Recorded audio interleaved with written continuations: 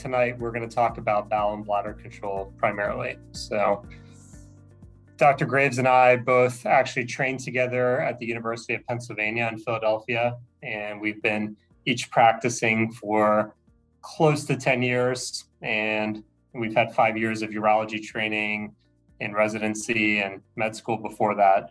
And the topic tonight is something that we do have a lot of focus in and enjoy taking care of and have specialty in.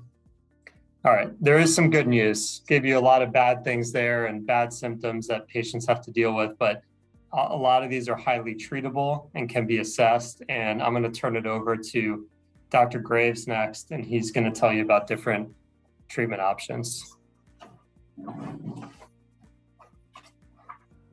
All right, thank you, Dr. Larengakas. That was an excellent review on the physiology of bowel and bladder control, and I think we all learned a lot on that. But there is good news. We do have a lot of opportunity to help these items and this physiology that sometimes goes awry. I do think it's important to, stress that the diagnosis is important.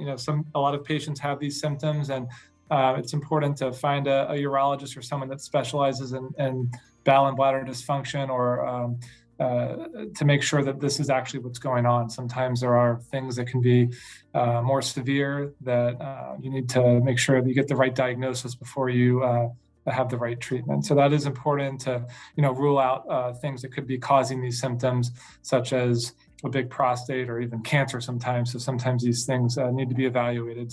But once you do have the right diagnosis and you've established that we're dealing with overactive bladder or fecal incontinence, then we sort of go down the treatment pathway. Well, how do we make this better?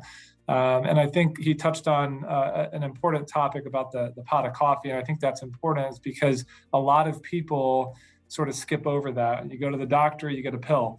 And I think it's really important that doctors and patients sort of step back and see if there's other things they can do before proceeding with interventions or medications.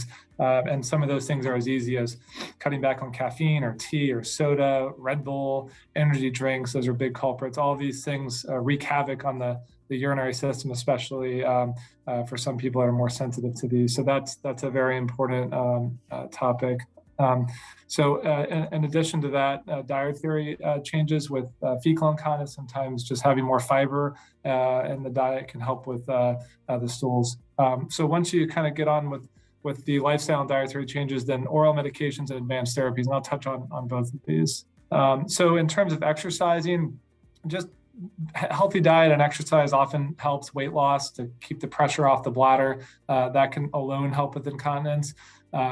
Pelvic floor therapy is very common and something that really does work. Sometimes that's done at home just by doing kegel exercises, which is essentially squeezing the sphincter muscle to keep the urine in and practicing that. And we have ways to show you how to do that. And then in addition to that, sometimes patients will actually come into the office where we have a therapist and a machine to help them stimulate the sphincter muscle, strengthen it, and practice those kegel exercises with biofeedback. All of those things have been shown to really help with leakage and strengthening the pelvic floor. So once we've gone through those options and patients have cut back on the coffee and cut back on the caffeinated beverages and done their kegel exercises and they're still having issues, then we move on to trying a medication, usually before we get to the more advanced therapies such as InterStim. Most patients, by the time they get to us, have tried a medication or two, and if they have not, we usually do try a medication. Medications are not an electrode that goes directly to the nerve to the bladder, right? They go into your body, you ingest them, and then they get pumped to all over to all your cells in your body. But they obviously go to certain receptors that focus on the bladder pharmacologically. So while they are focused on relaxing the bladder and preventing that overactive bladder or leakage, they do have side effects. Some of those can be dry mouth, blurry vision, constipation, and even increased blood pressure.